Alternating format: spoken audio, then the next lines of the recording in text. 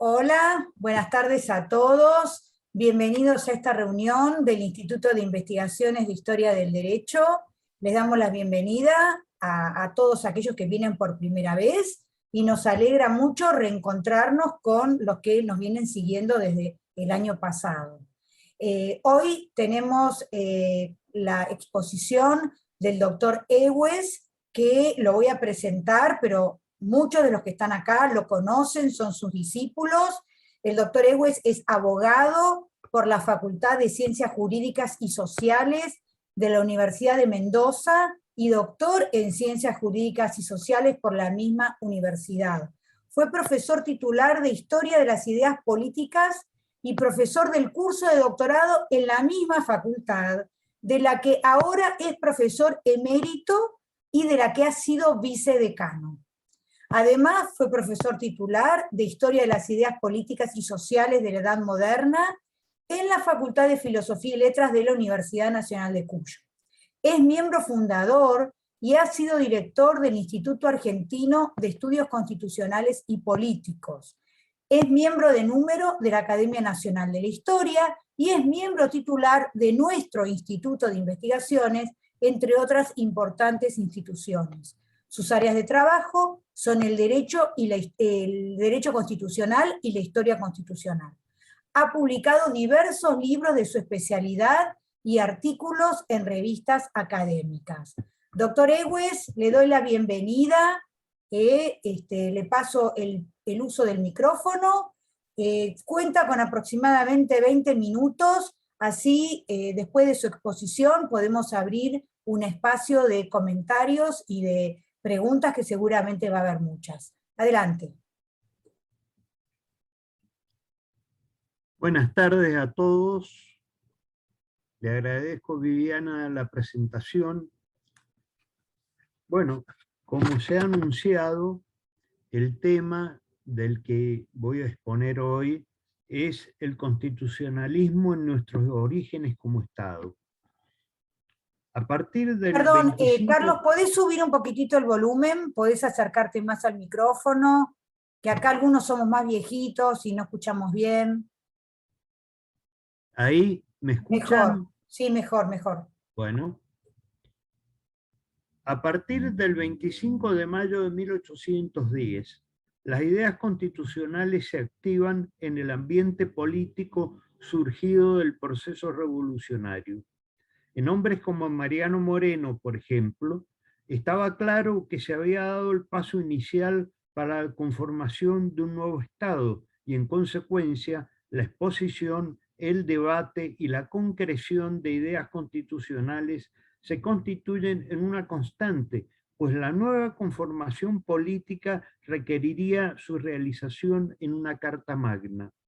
Esta preocupación se inscribe en un proceso que a lo largo del siglo XVIII se desarrolla en Europa y Estados Unidos, y en el siglo siguiente se expande a la América española, signado por el avance creciente del impulso a contener la organización estatal por normas constitucionales.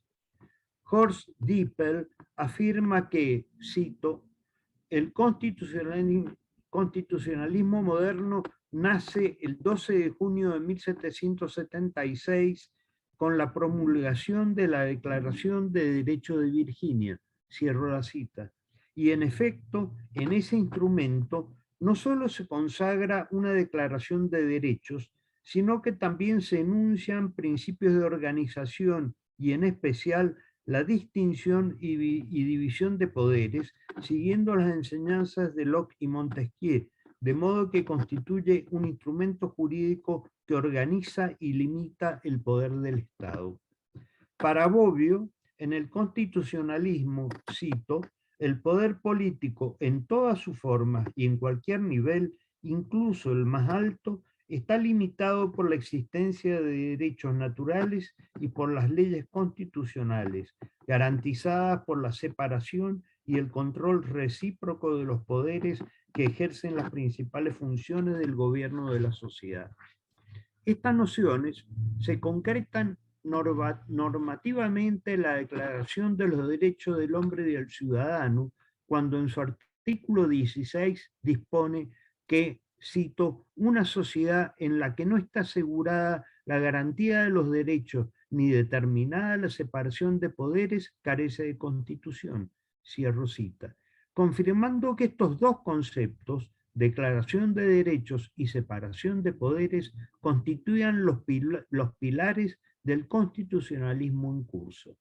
De este modo, y como destaca Mauricio Fioravanti, el constitucionalismo es concebido como el conjunto de doctrinas que se han dedicado a recuperar en el horizonte de la constitución de los modernos el aspecto del límite y de la garantía, el límite impuesto por la división del poder y la garantía de los derechos individuales.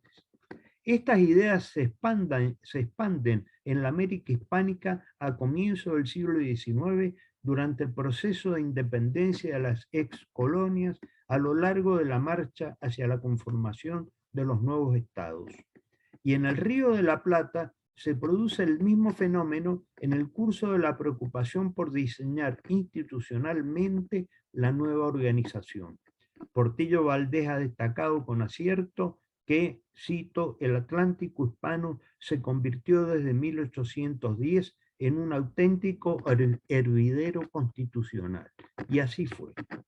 La constitucionalización de los procesos políticos aparecía hacia 1810 como el medio más adecuado para alcanzar la unidad deseada y proyectar hacia el futuro la continuidad del naciente Estado. Hay una constante preocupación por reunir un Congreso que sancionara una Constitución que definiera la nueva organización política y consagrara los derechos de los ciudadanos. El secretario de la primera Junta, Mariano Moreno, y el deán Funes son los primeros en afrontar con cierta pretensión sistemáticas algunos de los temas del nacimiento constitucional patrio. Las 5 notas publicadas por Moreno en la Gaceta de Buenos Aires los días 1, 6, 13 y 15 de noviembre y 6 de diciembre de 1810, junto a las de Funes en el mismo medio, de fecha 20 y 29 de noviembre y 13 de diciembre, bajo el seudónimo Un Ciudadano, constituyen el punto inicial del desarrollo de la teorización constitucional en nuestro país. En clara expresión del pensamiento ilustrado, Moreno sostiene, cito, no busquemos la felicidad general, sino por aquellos caminos que la naturaleza misma ha prefijado, y cuyo desvío ha causado siempre los males y ruinas de las naciones que los conocieron. Los diputados al Congreso deberán tomar como base de partida de su tarea aquellos primeros principios de razón que son la base eterna de todo derecho y de que deben fluir las leyes por sí mismas, sin otras variaciones que las que las circunstancias físicas y morales de cada país han hecho necesarias. Cierro cita. Rompiendo con toda visión tradicional, afirma, no tenemos una constitución y sin ella es quimérica la felicidad que se nos prometa. Cierro. El deán Funes, aunque con una formación algo más tradicional, comparte la idea de la necesidad de sancionar una constitución, pues dice, cito, yo no llamo tener lo que me daña. Que sea viciosa la Constitución de España es una verdad que solo pide docilidad y juicio.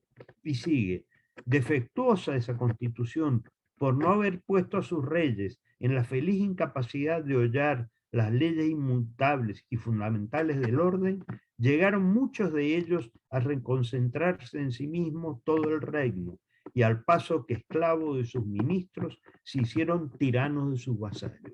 Cierro. Moreno parte de una clara actitud de ruptura con el legado tradicional español y radicalizará sensiblemente su pensamiento a medida que desarrolle sus ideas constitucionales.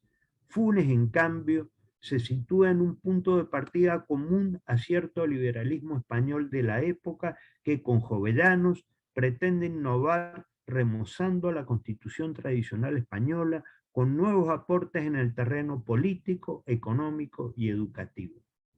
Tau Anzoátegui y nuestro querido Martiré, aquí presente, destacan que, cito, tanto Moreno como Funes exponían una verdadera teoría política del nuevo Estado, a través de la cual se reformaba la retroversión al pueblo de la autoridad y la posibilidad de éste de fijar nuevas modalidades al gobernante por medio de una constitución.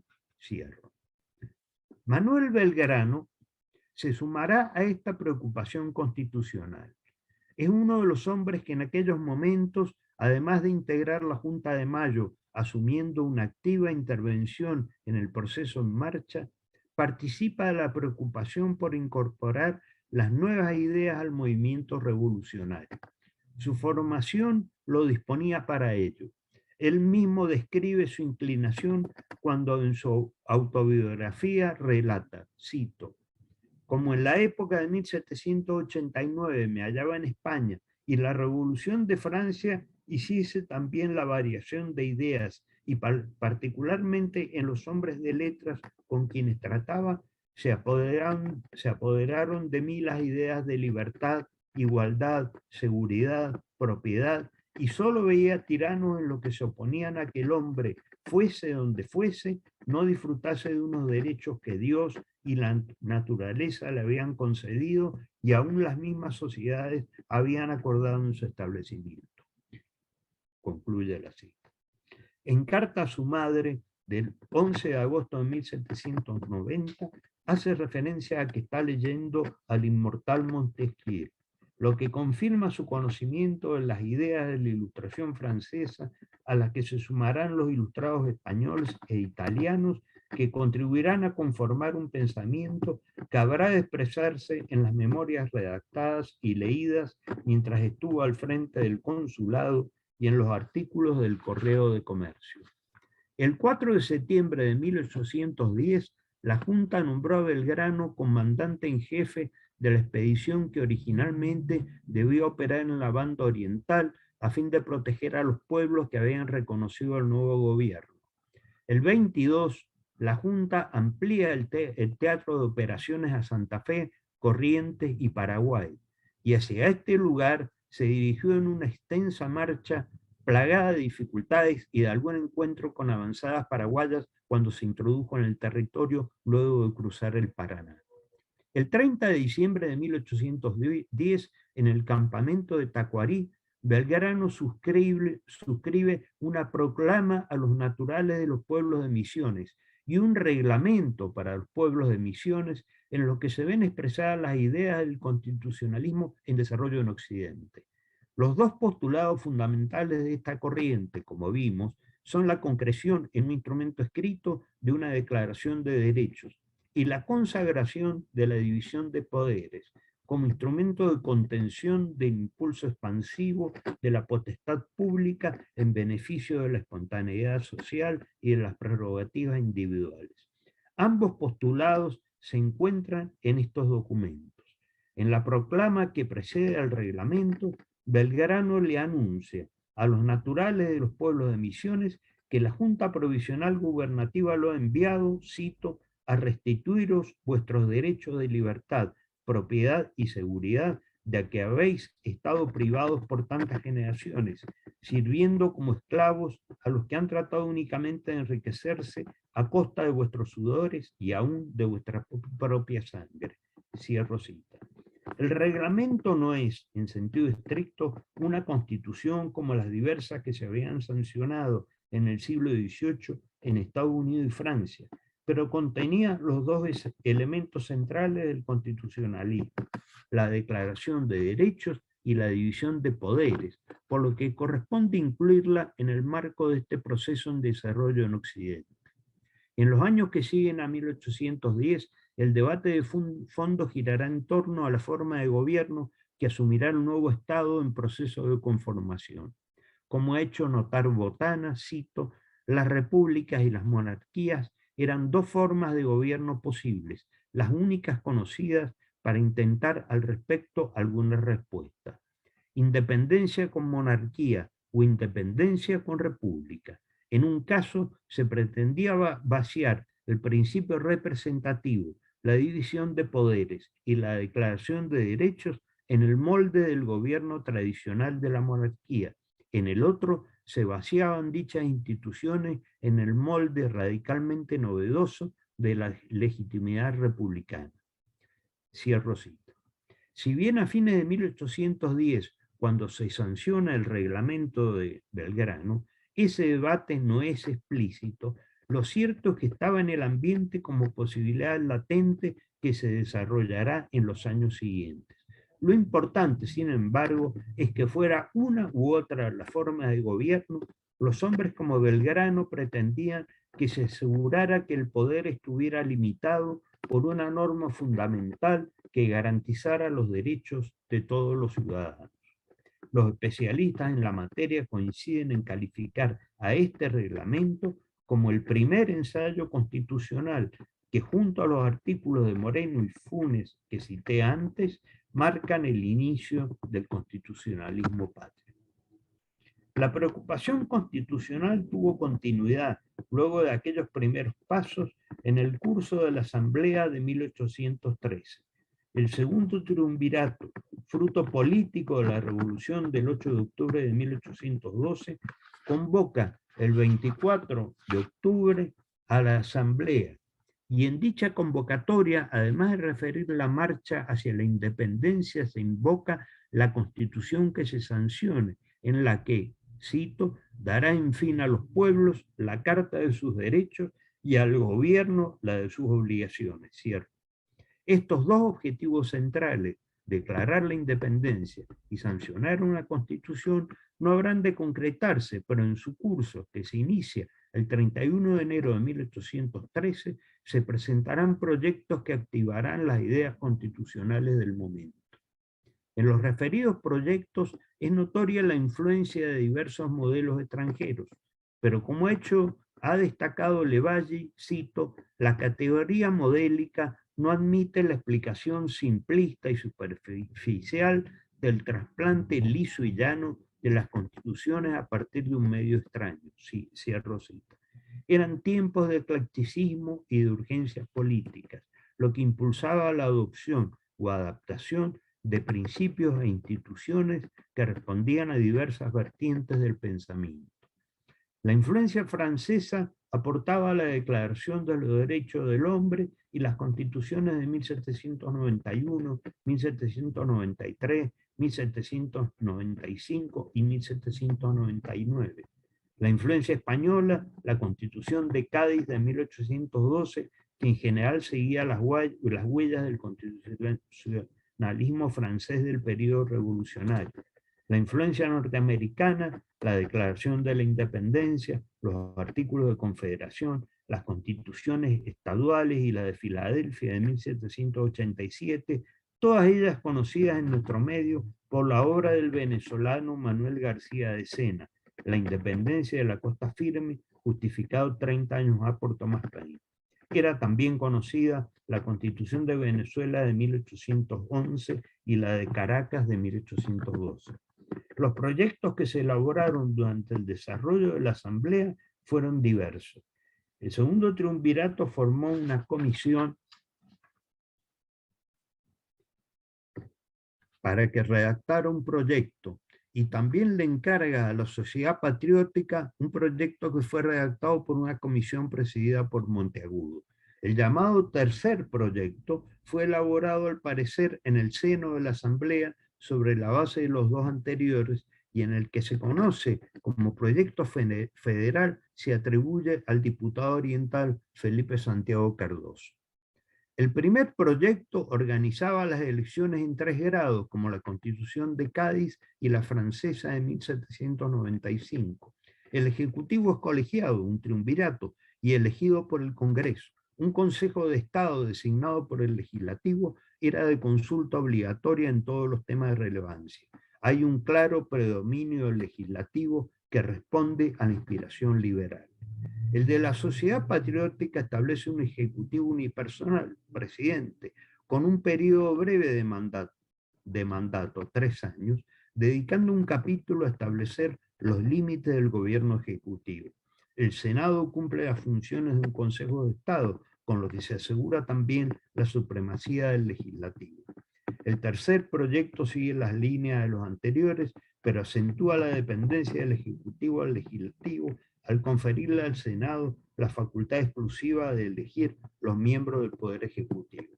Y el llamado proyecto federal está inspirado en el constitucionalismo del norte y responde claramente a los artículos de confederación, primera constitución de los Estados Unidos. De la norma de 1787 adoptó el Ejecutivo unipersonal, acortando el mandato a 2 años sin posibilidad de reelección. Todos estos proyectos consagraban la declaración de derechos y una clara distinción de poderes, inscribiéndose así en el constitucionalismo en curso.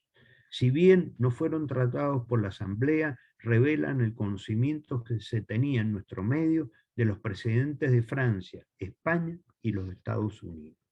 En fin, con todas estas ideas se pone en marcha el constitucionalismo propio entre los años 1810 y 1813. Muchas gracias por su atención. Bueno, muchas gracias, doctor Egues. Muchísimas gracias por haberse ajustado al tiempo. De esta manera podemos abrir un espacio para conversar. Después les voy a mandar el chat. Están llegando saludos de todos lados, de Brasil, de Colombia, muchas felicitaciones, así que yo después se lo voy a hacer llegar, así usted ve quién estuvo. Está también acá presente el doctor Pablo Manili, que acaba de presentar un libro sobre derecho constitucional, así que bienvenido Pablo a esta reunión del instituto, y bueno, abrimos el espacio para los comentarios, las preguntas, las dudas. Doctor Martiré, adelante. Ábrase el micrófono, ábrase el micrófono.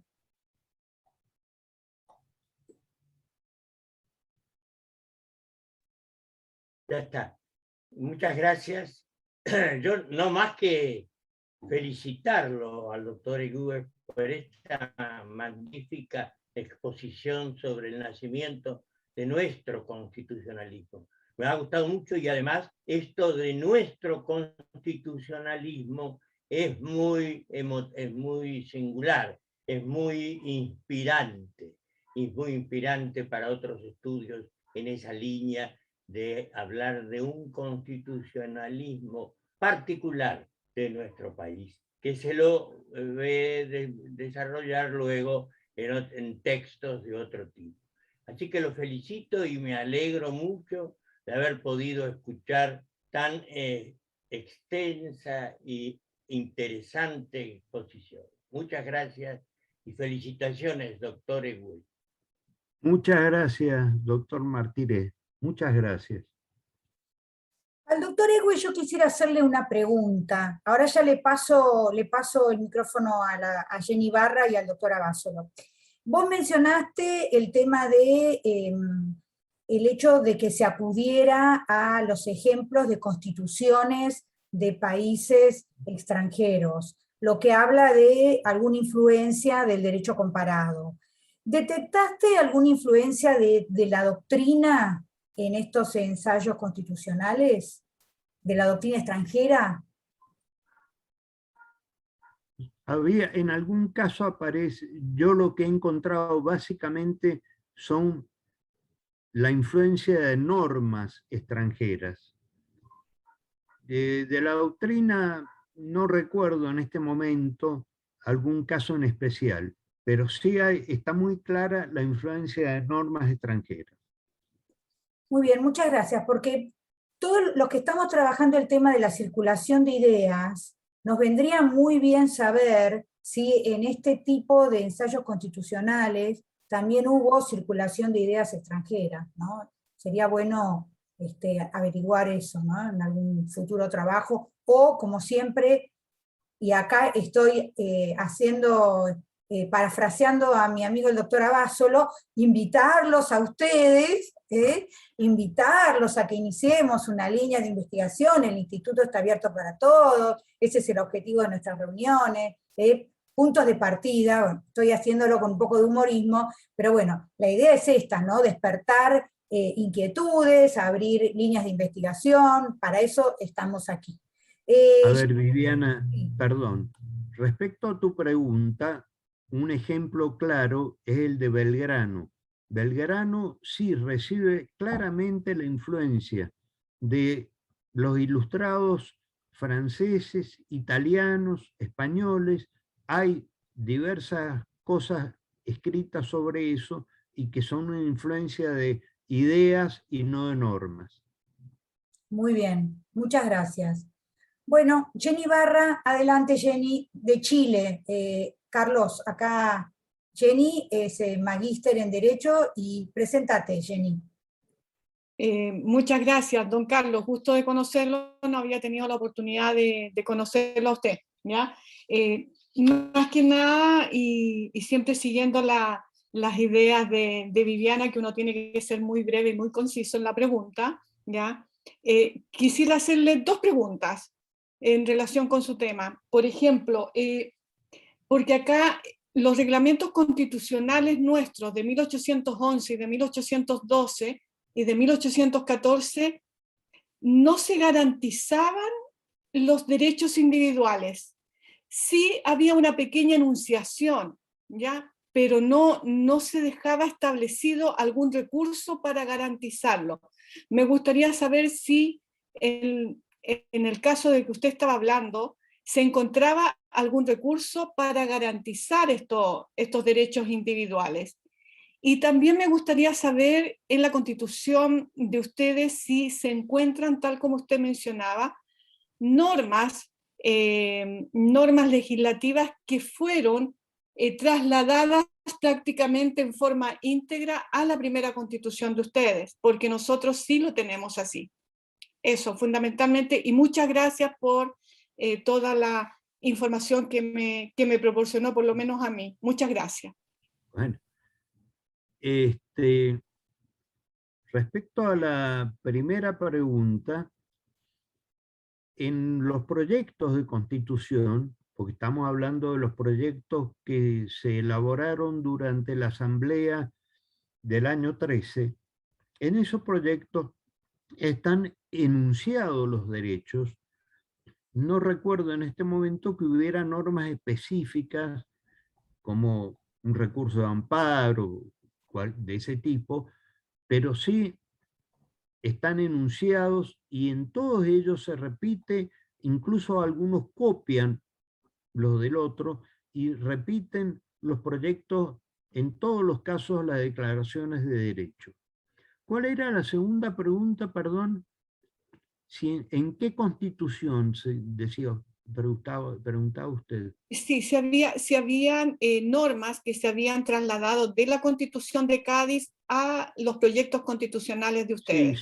Sí las hay. Incluso, por ejemplo, los modos de elección que están en la Constitución de Cádiz con diversos grados están repetidos en algunos de los proyectos que he mencionado. Muchas gracias, muchas gracias. Bueno, muchas gracias por la pregunta y muchas gracias por la respuesta. Quedan 5 minutos de este primer bloque. Después, cuando se termina este bloque, volvemos a entrar para el segundo bloque con el mismo link. El doctor Pablo Manili ha levantado la mano para hacer una pregunta. Pablo, si querés hacer tu pregunta, en todo caso la formulás, y después el doctor Egues la contesta cuando reiniciamos el segundo bloque. Adelante, Pablo. Muchas gracias. Felicitaciones, Carlos, por la charla. Un gusto volver a verte después de tanto tiempo. Igualmente. Disculpen que estoy sin cámara, pero tengo muy mala conexión. Ya me caí 2 veces. Me perdí 2 párrafos de la exposición de Carlos. Bueno, un comentario y una pregunta. En cuanto a la doctrina extranjera, no nos olvidemos de Pedro de Angelis, que era napolitano. Lo que pasa es que siempre queda un poco escondido porque como primero era asesor de Rosas y después preparó un proyecto para Urquiza, mucho no lo quiere la gente, ¿no? Y después está también el tema de Pellegrino Rossi, que era un jurista francés que vivía en Suiza y que preparó un proyecto de acta federal de 1832, que también fue tenido en cuenta aquí en Argentina por los redactores de nuestra Constitución. Eso simplemente para la inquietud de Viviana, sin perjuicio de lo que agregue Carlos. La pregunta concreta para Carlos es, ¿qué peso específico le asignás a las dos constituciones unitarias no natas, ¿no es cierto?, la del 19 y la del 26, como antecedentes de la Constitución Nacional? Gracias. Gracias, Pablo. Bueno, como me imagino que la pregunta va a llevar su tiempo, la respuesta, cerramos acá y volvemos a entrar, así podemos escuchar tranquilos. Nos vemos en unos minutos con el mismo link. Gracias. Continuamos con la segunda parte de esta charla del doctor Ewes. Hubo una pregunta que formuló el doctor Pablo Manili. Muchísimas gracias, doctor Manili, por la pregunta. Doctor Ewes, adelante con la respuesta. Bueno, en primer lugar, saludo a Pablo Manili. Hace tiempo que no nos vemos y es un gusto volvernos a encontrar.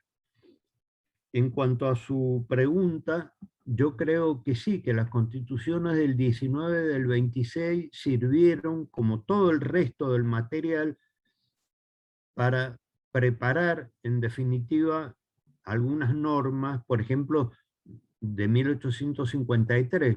Recuerdo, por ejemplo, el artículo 19 de la Constitución del 53, que se encuentra casi textualmente ya en la Constitución de 1819. Y como eso hay otra cantidad de normas que influyen, que van conformando lo que sería nuestro constitucionalismo, que se refleja en definitiva en la Constitución del 53 y en sus posteriores reformas.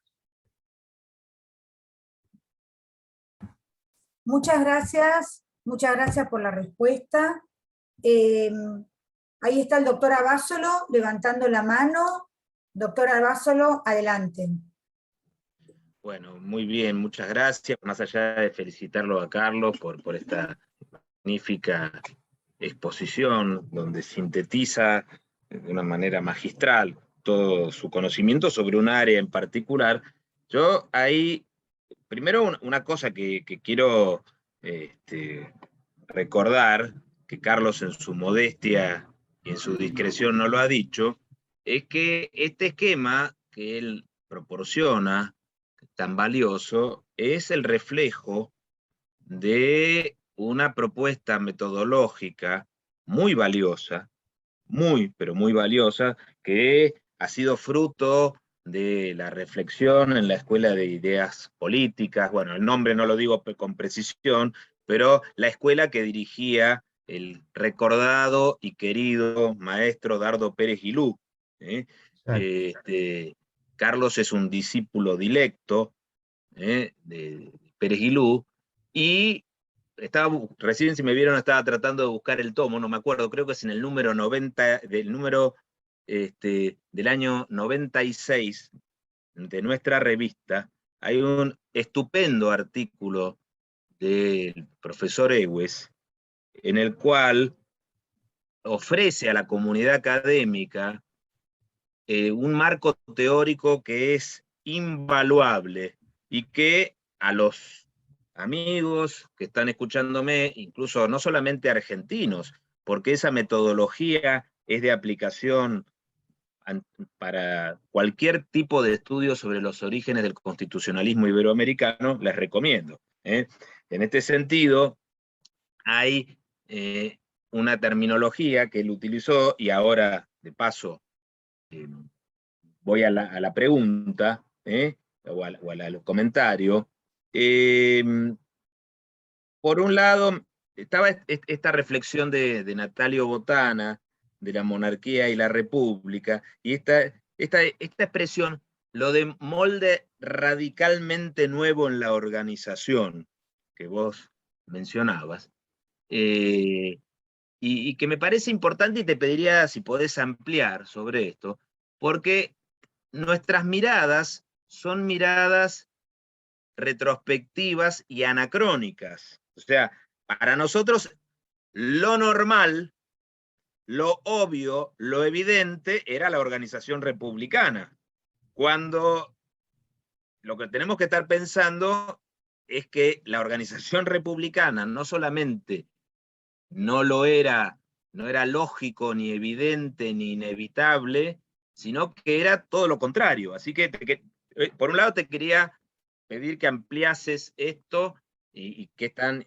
interesante. Y la otra cosa, a partir un poco de los comentarios y de las intervenciones, sobre todo además también que estamos en esta reunión, tenemos digamos, el lujo de poder contar con historiadores constitucionales como Mario Armando Márquez, con constitucionalistas con vocación histórica como Pablo Manili y otros más. Y esto es un ambiente muy interesante para intercambiar ideas y opiniones, y creo que en función de la pregunta que había hecho Jenny, tenemos un constitucionalismo embrionario, un constitucionalismo que hoy sabemos en qué termina, pero que esta pregunta, por ejemplo, sobre las garantías, yo no sé si me salgo mucho de tu propuesta en este caso, pero por ejemplo, a mí me gustaría, si sabés alguna ampliación, ¿por qué la elección del término reglamento y no constituciones inicialmente? Más allá de que sabemos que los reglamentos eran como constituciones en borrador, pero el porqué de la elección de la expresión reglamento y no constitución. Y alguna otra cosa que en un curso reciente estaba compartiendo, para nosotros el tema del control de constitucionalidad, bueno, tenemos toda la tradición norteamericana, Marbury, bla, bla, bla. En realidad, el constitucionalismo inicial, el control de constitucionalidad es legislativo, no es judicial. Así estaba en nuestra Constitución del 19 y así estaban las constituciones iniciales, en la medida en que la soberanía del pueblo se expresaba en el poder legislativo y no en el poder judicial, sobre el cual había muchas resistencias y suspicacias. Y entonces, nuestra mirada habitual desde nuestro presente a veces nos hace olvidar esto. No vemos lo que estaba en esa realidad porque se diferencia mucho de lo que después termina siendo. Así que te agradezco, Carlos, que nos hayas prestigiado con tu presencia. El instituto es tu casa. Sabés que además de colegas, tenés amigos, así que esperamos que esta sea una de una serie de exposiciones y de participaciones. Muchas gracias. Bueno, te agradezco mucho, Ezequiel. Me alegra que hayas recordado a Dardo Pérez Gilú, que fue mi maestro, mi amigo, y a quien le debo no solo mi formación, sino el entusiasmo por los temas históricos, ideológicos. Yo, desde el día que me recibí de abogado, integré su cátedra de Historia de las Ideas Políticas, y así fue toda mi vida académica, en esas cátedras de Historia de las Ideas Políticas. Ahora, así que me alegra que vos lo recuerdes y que yo le pueda rendir homenaje. Con respecto a lo que planteabas al principio de monarquía o república, es muy cierto lo que vos has dicho, de que en general con una visión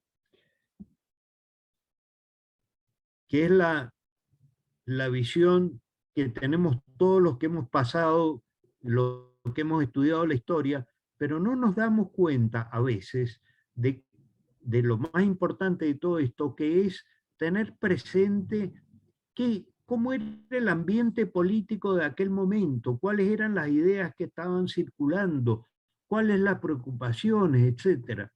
Eso de monarquía y república, como vos dijiste recién, en general, con una visión anacrónica de hoy, se sostiene el republicanismo como si esto fuera absolutamente normal. Y hay dos cosas que quiero destacar. En primer lugar, que la idea republicana era la gran novedad de la época. Era encerraba posibilidades de riesgo, etc. Pero aparte, sobre todo yo que últimamente vengo escribiendo bastante sobre San Martín, toda la crítica que hay al monarquismo de San Martín o de Belgrano, etc., Y Belgrano fue muy claro cuando en el Congreso de Tucumán, el 6 de julio, en una sesión secreta, les comunica, miren, en este momento, en Europa, porque él venía de Europa, todo tiende a monarquizarse. Y en ese momento histórico, estoy hablando de 1816, 1819, etc., en ese momento histórico, toda Europa tenía, digamos, el término república tenía necesariamente una vinculación con la Revolución Francesa y también con Napoleón, que había sido vencido en 1815. Pero lo cierto es que Napoleón, si bien crea un imperio, defiende una cantidad de repúblicas en los países en que va atacando, la República Ligur, la República Cisalpina, etc. Entonces, la idea republicana, insisto, se vinculaba a la Revolución Francesa y a Napoleón. Entonces, en todas las monarquías que se habían restablecido en Europa después de vencer a Napoleón, aparte, se veía de mala manera, tenía muy mala prensa, digamos así, en términos de hoy, la idea de república. Y entonces muchos de los hombres de aquella época, sobre todo lo destaco siempre esto en San Martín, optan por ideas monárquicas porque es la única manera de conseguir el reconocimiento internacional de la independencia por parte de los países europeos.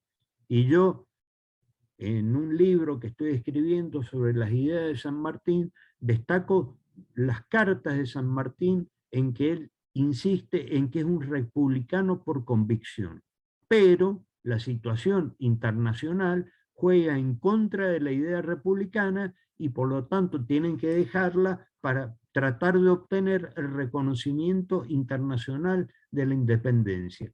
Ese ambiente empieza a gestarse a partir de 1810, 1813, donde se disputan ideas republicanas o ideas monárquicas, pero en ese contexto internacional, insisto, que influye en las posiciones que adoptan nuestros hombres. Un hombre como Belgrano, por ejemplo, hará la defensa de la monarquía porque él acaba de llegar de Europa y percibe cuál es el ambiente en ese momento.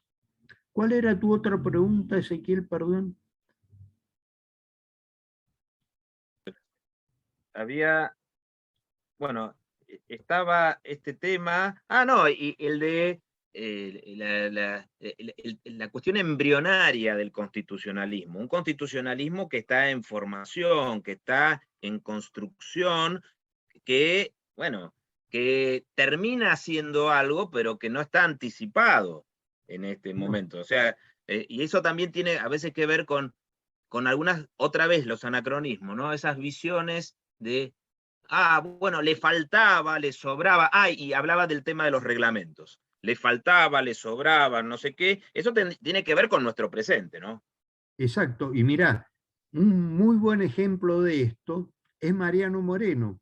Bueno, yo he escrito un libro sobre Mariano Moreno y precisamente sus ideas son ideas elementales todavía. Le falta, digamos, conocimiento, no hay doctrina, tienen algún conocimiento de los hechos sucedidos en Europa en el siglo anterior, de los precedentes, etc. En general, estamos, vos lo has dicho bien, en un momento embrionario donde empiezan a formarse las ideas y no se puede hacer un análisis de esos pensamientos desde la perspectiva de nuestros días. Eso es un disparate. Es más que anacrónico, incluso. A veces he leído críticas dirigidas a estos hombres que en realidad están empezando a formar el pensamiento constitucional que llevará muchos años.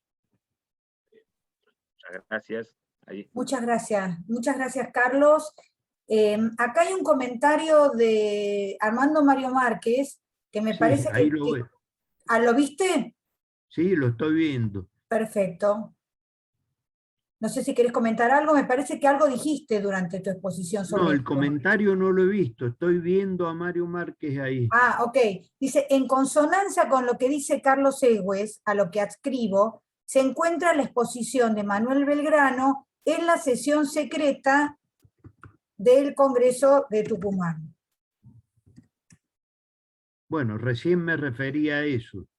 Esa sesión secreta del 6 de julio, 3 días antes de declarar la independencia, ahí Belgrano, regresado de Europa hacía poco tiempo, como dije recién, transmite esa visión monárquica que domina en ese momento en Europa y que va a influir mucho en las ideas de nuestros hombres.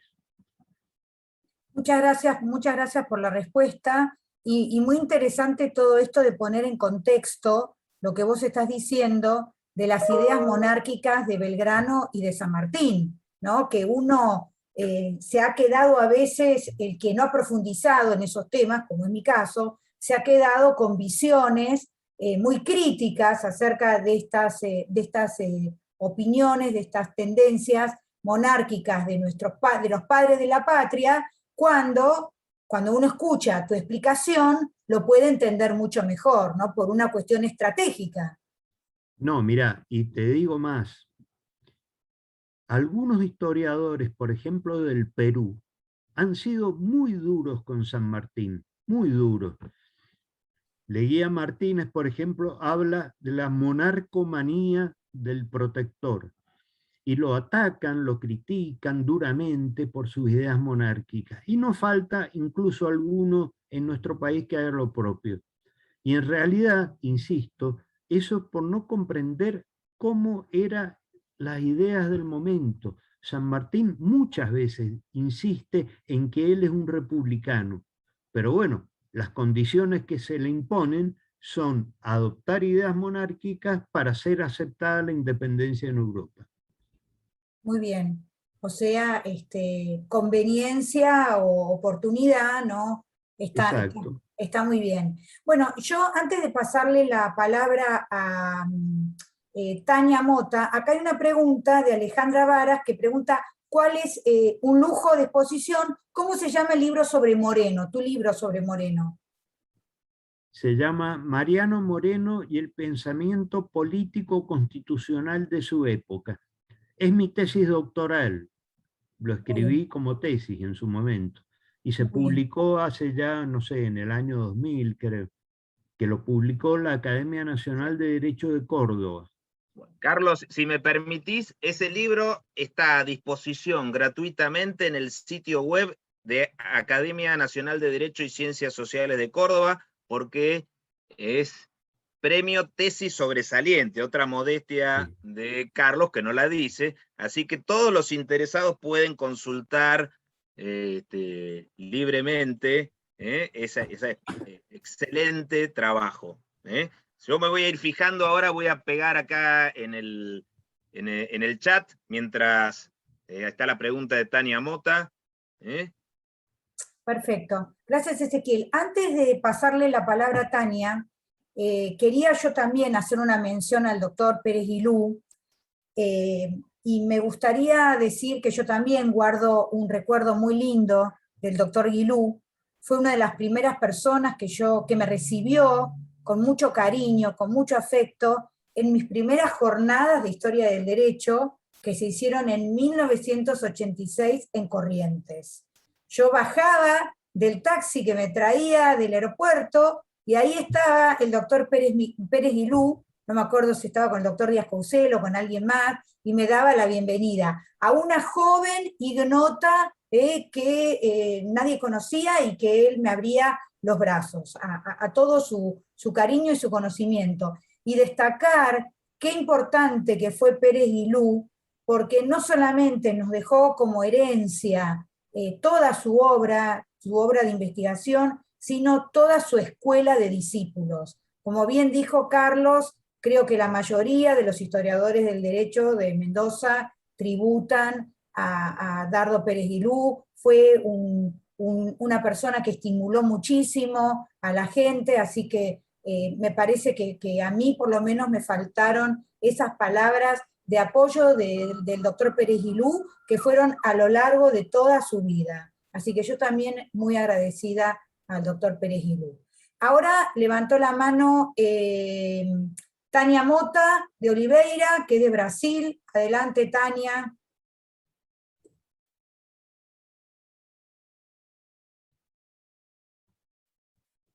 Tania, ¿tenés algún problema con el sonido? Porque te veo que tenés el micrófono abierto, pero no te escuchamos.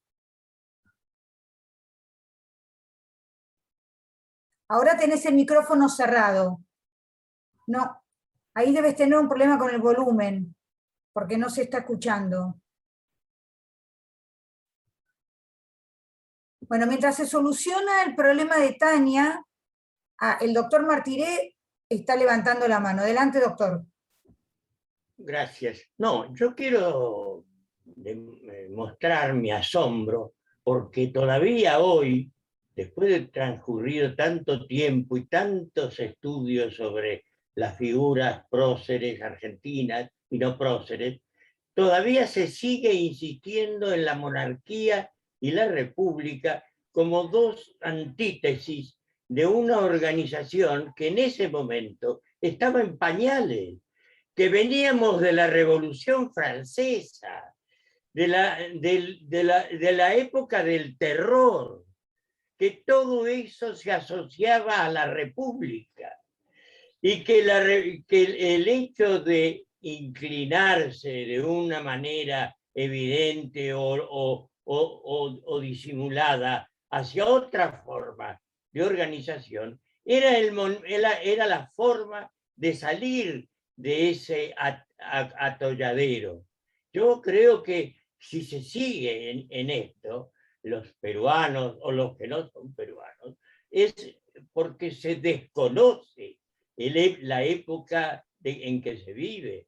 Lo ha dicho el expositor, es imposible juzgar a nadie, ni interpretar a ningún personaje de la historia, sino en su ambiente histórico. Por Dios, parece que se han olvidado del hombre y sus circunstancias. Exacto. Así que a mí me parece que insistir sobre eso es golpear un yunque, porque el que todavía sigue pensando en estas cosas, atribuyéndole ideas monárquicas a estos personajes, es porque no conoce la vida de los personajes, ni la vida que ellos tuvieron que llevar adelante en ese momento crucial de la historia de nuestra querida Latinoamérica, donde estaba acosada por distintas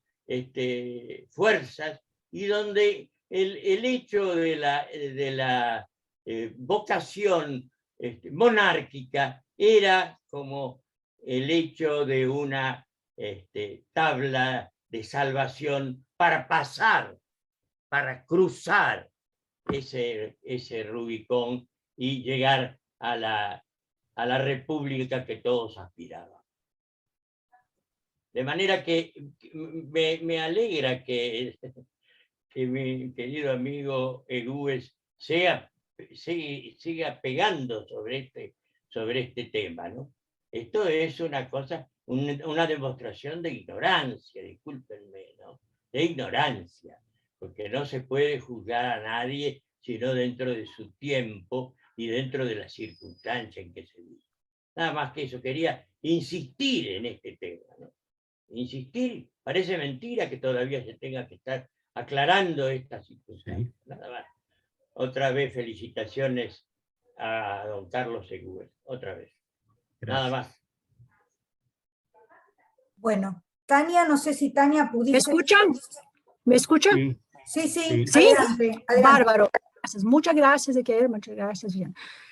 Doctor Carlos, te cuento. Yo conozco Calles y yo conozco Sevilla. Y ahí cumplí un posgrado con un humanista del nombre Joaquín Herrera Flores, que hoy no está entre nosotros. Y no terminé con los profesores por esto que se fue Joaquín Herrera Flores. Profesor, doctor Carlos, me quedé muy angustiado en cemiterio de Calles, de los muertos de la Revolución Constitucionalista. Y ahí tomamos clase porque o que pretendía los constitucionalistas de allá, en la época, era en principio terminar con la Iglesia Católica. Sobre todo la Inquisición, doctor. Pero te cuento que hasta hoy yo tengo en la cabeza que triste para nosotros historiadores, que la gente no imagina el número de muertos por la lucha, por la violación de calles constitucionalistas. Y hoy tengo una duda, profesor, y cuéntame, ¿cómo que opinas o qué estaba el fondo? Porque hoy sigue muy fuerte la teología. Y sigue la iglesia incluso en Sevilla. ¿Sabéis? Entonces, profesor, aclárame, por favor, la duda que tengo, ¿qué fondo que tenés la revolución de calles para el mundo, para Argentina, Brasil, etcétera? ¿O qué opinas, doctor? Dímelo y quite la duda que tengo hasta hoy. ¿Por qué murieron tanta gente de Brasil, Argentina, etcétera? Y ese cementerio que es espantoso. ¿Qué fondo hay en la verdad de la lucha del derecho constitucional de calles? Gracias y gracias a todos. Discúlpeme, pero no entendí bien la pregunta. ¿Cómo que opinas la lucha de la gente que se fue ahí, que hay un cementerio de brasileños, de tantas naciones, de muertos que lucharon por el derecho constitucional de calles? Y la mudanza para combater la Iglesia Católica. Hubo un combate muy grande. Esto estaba en fondo. ¿O qué pensás, doctor? ¿Es verdad? Bueno, la Constitución de Cádiz influyó en los proyectos constitucionales de 1813. Eran conocidos acá y esa Constitución, bueno, se ha trabajado mucho de la influencia de la Constitución de Cádiz en Hispanoamérica. El doctor Martiré ha escrito muchísimo sobre eso. Claro.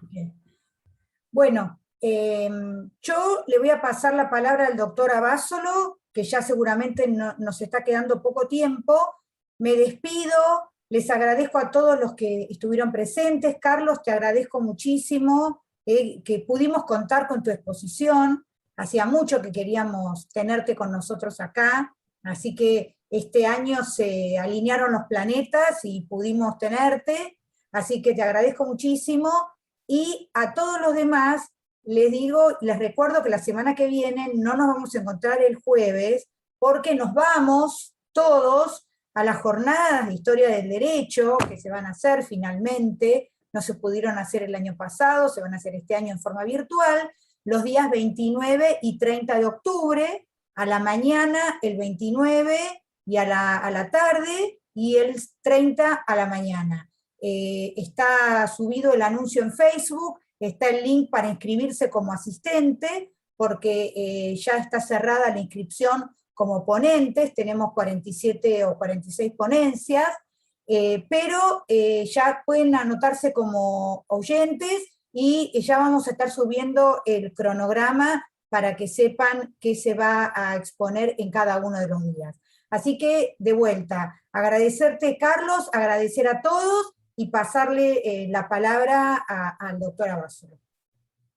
Bueno, muy bien, muchas gracias, Viviana, y aprovecho, que no estaba previsto, porque como tuvo muy oportuno recordatorio de las jornadas, nuestras jornadas nacionales, no se llaman así nacionales, son las jornadas de Historia del Derecho, a secas, que es una actividad académica que se viene llevando ininterrumpidamente, si no me equivoco, Eduardo, desde 1967, desde 1967, o sea, creo que es la actividad académica ininterrumpida más antigua que se viene dando. ¿Eduardo? Sí, exactamente, es así.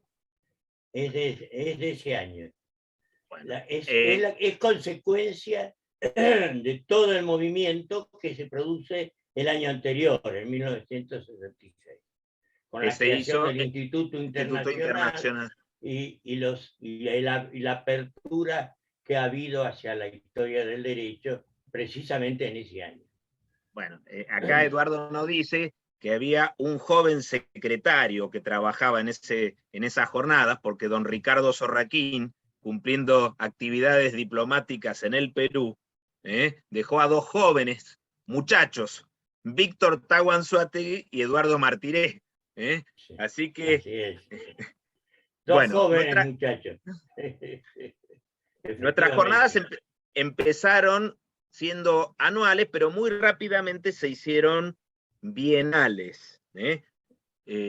Pero si las Olimpiadas 2020 se hicieron en el 2021, nuestras jornadas de Historia del Derecho 2020 perfectamente se pueden hacer en 2021. Estamos en equiparación de circunstancias. Y esto también se los digo por lo siguiente.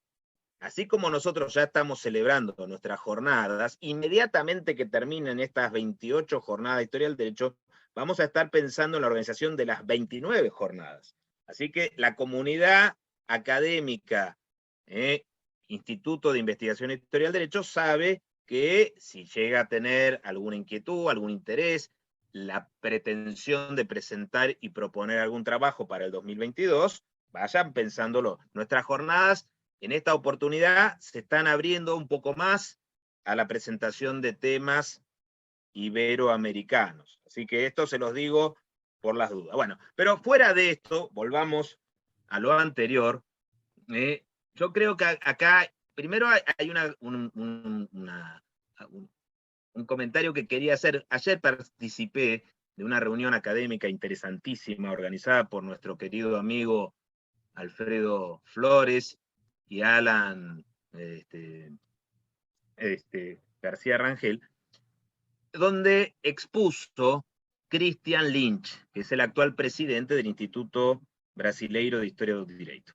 Y estaba hablando de los inicios del constitucionalismo en el Brasil y la influencia de Benjamín Constant, y él dio en la tecla con un tema, escuchalo Carlos, qué interesante, las dificultades para instalar constitucionalismo sin administración. O sea, una de las diferencias centrales que él encuentra frente al constitucionalismo europeo es que el constitucionalismo iberoamericano se enfrenta, y en el caso nuestro se parece mucho más perceptible, que hay cómo poner constitución sin administración. Y ahí está toda la preocupación del poder moderador, del poder fuerte, desde las monarquías mexicana y brasileña hasta las propuestas de Simón Bolívar, ¿no? Esta cuestión de un poder que ancle a una sociedad que ha quedado desbordada por un constitucionalismo radical.